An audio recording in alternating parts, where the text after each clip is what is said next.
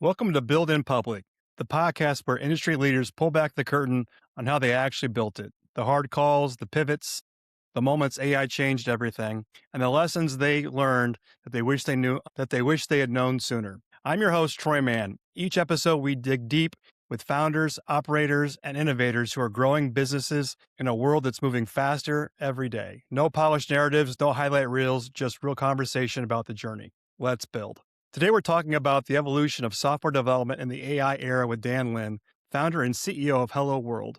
For decades, software development has been followed a familiar pattern: requirements, engineering, testing, deployment, iteration. But AI is fundamentally changing how software gets built, how teams operate, and even what it means to be a developer. Dan has been at the intersection of engineering leadership, automation, and AI adoption, helping organizations navigate the shift from traditional software development into AI-augmented workflows. Hello World is focused not on just building software faster, but helping teams understand AI well enough to use it responsibly and effectively.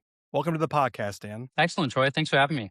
Glad to be here. Great. So you built software development through multiple technology shifts. What feels different about an AI era? What feels different about an AI era is the accessibility. So the barriers to building an app were many before AI. Now people can get a prototype of their app built pretty darn quick without the help of a developer. Now, getting that application actually into production code might require some assistance, but the ideas that people have, I had in the era of iOS apps, I'd get 2 or 3 people a week who say, "I have this great idea," right? When you actually talk to them about the effort it would take to build that, you quickly dissuaded them from their application. Now I can say, "Hey, you want to spend an hour together and prototype that?" and just knock it out. So that's really exciting. All right, so the sandbox is different, but are there other traditional software development life cycles that are becoming obsolete? Lifecycle things that are becoming obsolete. Testing and code review is moving to almost all automated at this point. I'd say we have a system that automatically looks at code reviews and applies them if they are trivial, and then marks them as needing review if they're not trivial. That system rarely has to mark things as needing review. So all the code reviews that used to happen by a senior developer get done automatically and often committed automatically. So that's definitely a big change. What does that mean in terms of efficiency, reducing man hours, and cost for development? It sounds significant. It's very significant. A good portion of our work over the years has been maintaining applications. And oftentimes that's responding to a random error on the site and finding out a fix for it. I have a product called autotix.io. And if you install this product on your site, it will catch any errors that show up. It'll use AI to intelligently create a ticket, whether that's in Jira or GitHub, and it'll check out a branch and actually apply that proposed solution and have it ready to go for review. So that's an error on the site to a pull request in review in less than 5 seconds. That process took lots more minutes in the past. So. Companies and leadership feel a lot of pressure to use AI, but there's not necessarily enough understanding of how AI actually works. Is that where literacy comes? Absolutely, absolutely. Our AI literacy program has been doing a lot for companies because everybody's using AI to some extent.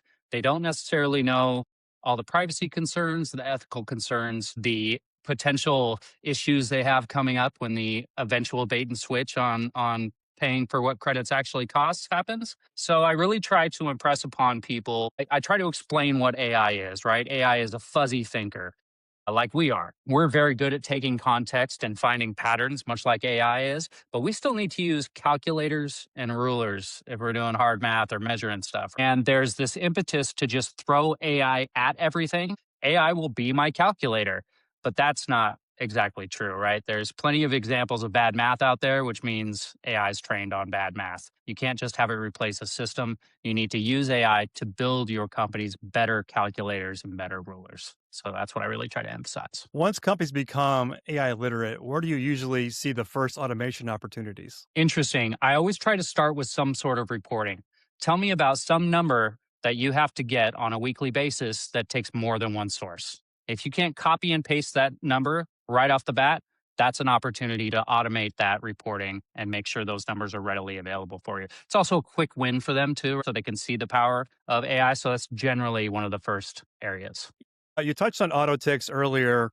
Is it playing a larger role in helping companies operationalize AI? Interesting. Yes, it does have a bring your own token. So you can meter your own tokens, and we have some reporting around what that's actually costing them. It also is kind of a lightweight way to get that system into their ecosystem without necessarily having to do a lot of major architecture around their systems. Drop in solution, if you will. What are companies not measuring that they should be measuring in terms of AI adoption? That's an interesting question. Very few companies are actually monitoring their token usage. They have a limit. They may buy more credits, but nobody's really looking at the amount of credits they get, especially with the 5 hour windows kind of obfuscate the number of credits you're using in any given day, too. So as companies move away from the subscription models and into direct metering, I think we're going to see some sticker shock. Conversely, talk to me about rogue AI. So, companies that may not have a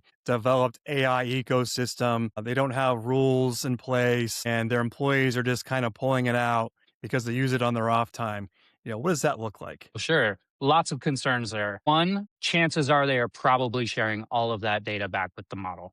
And there's lots of concerns about that. Personally identifying information, security keys. Chances are they're probably putting stuff they shouldn't put into those prompts. And it's probably getting back to the models. In fact, out of the 7 or so sessions that I've given in the past couple weeks, only one of them had the box unchecked to not share their data.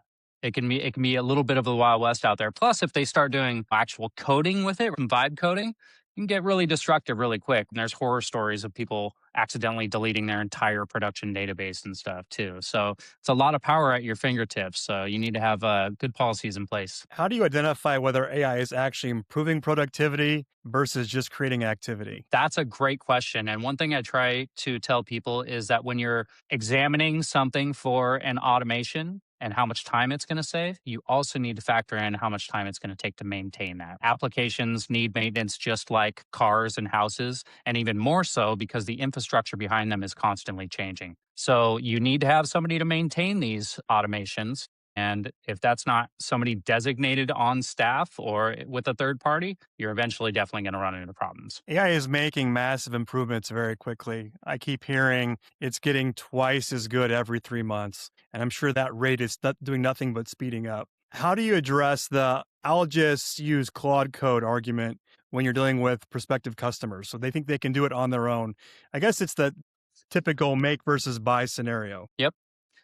We do have a policy right now that we're fine helping people architect stuff. And if they want to use Claude Code and try to do it themselves, by all means, we're not going to stop people. That's a powerful tool.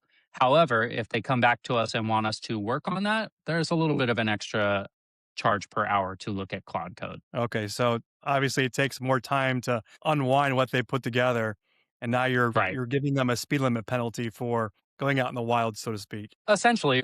And it's not so much a penalty in that there really is a cost to jumping into any other code base, whether it's written by AI or not. So if we weren't there building it from the start, there's a bit of a ramp up to get going. So when you talk to a prospective client and you tell them you can go build on your own, but if you then bring us back in, there's going to be a little bit of a premium charge for that.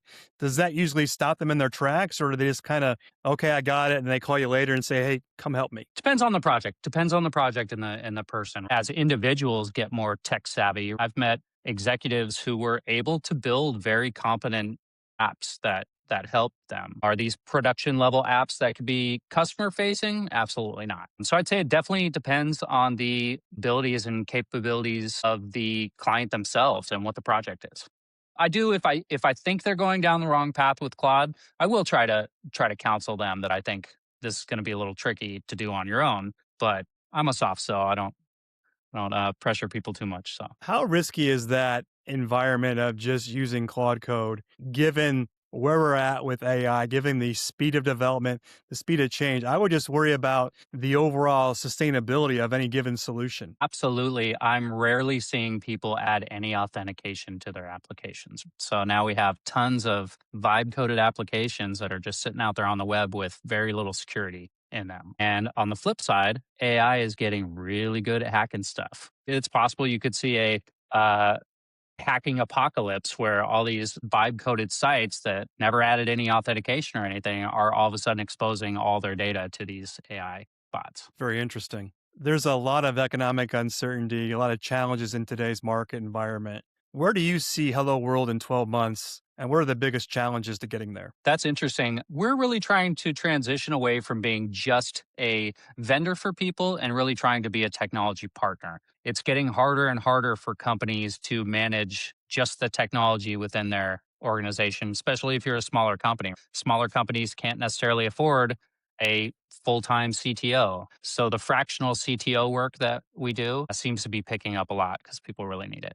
So I see more of that work in our future. So in terms of the overall demand, you're getting steady demand, maybe a little bit of an uptick. I would say that existing customers are definitely starting to invest in bigger projects with AI. I will say that new clients are pretty skeptical on where to go.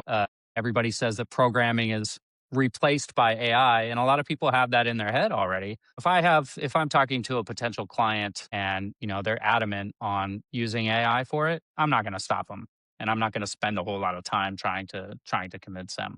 But there are still clients that recognize our value and need new projects. So Is steady. that getting is that getting more and more challenging with AI tools and that accessibility, that value? Not necessarily, because while one thing I try to impress upon them is, sure, you might be able to use Claude Code to code this application, but if I use Claude Code to code this application, it will be done faster, better, and cheaper. As you launch your solutions that are in the development pipeline, what's your current strategy to market those new market offerings? That is a great question. Being traditionally a services company and not a products company, that is a new challenge we're facing a bit. So now, since my product absolutely helps other development agencies, I'm definitely talking to a lot of my development agency contacts there and trying to get folks to kind of demo it for me and check it out while it's in its beta state. And then once we have, I'd say, around 10 paying clients, we'll probably do a major marketing push. Awesome.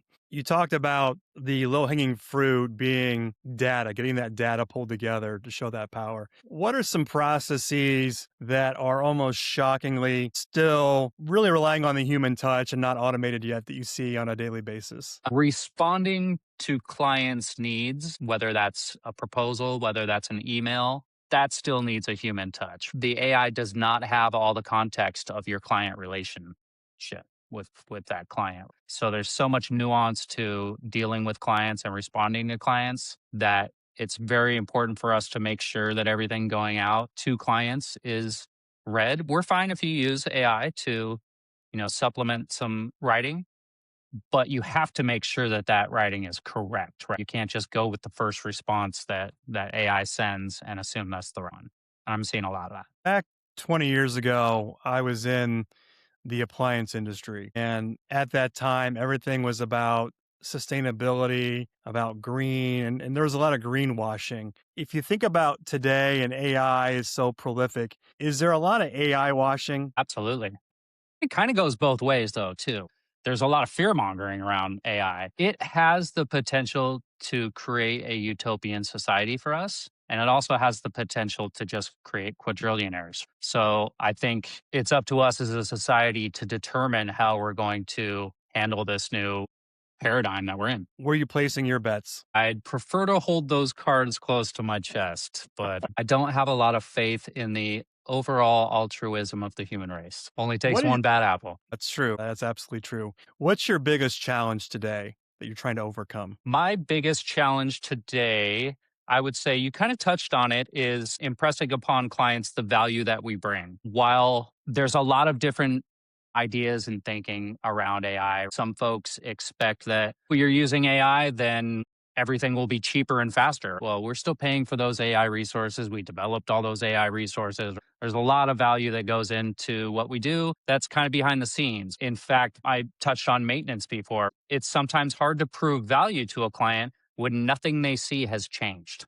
When the value that we brought was nothing happened. And that's a good thing. So I'd say that's one of our biggest challenges, right? Give the listeners that don't know Hello World very well a 30, 60-second elevator pitch on who you are and what your value is. You got it. So I'm Dan Linn, I'm the CEO, and I started Hello World as a place for developers to have a very stable place to work and practice their craft. So we're very focused on development.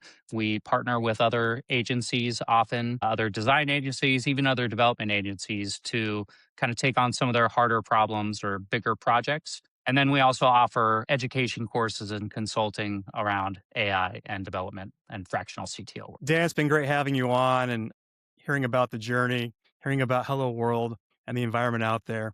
Thanks so much to those watching or listening. Until next time, I'm Troy Mann with Ascent Integration Partners. Remember, the pace of change in the market is getting faster every day. Adapting to change is not a requirement, but neither is survival. Rise above with Ascend. Take care.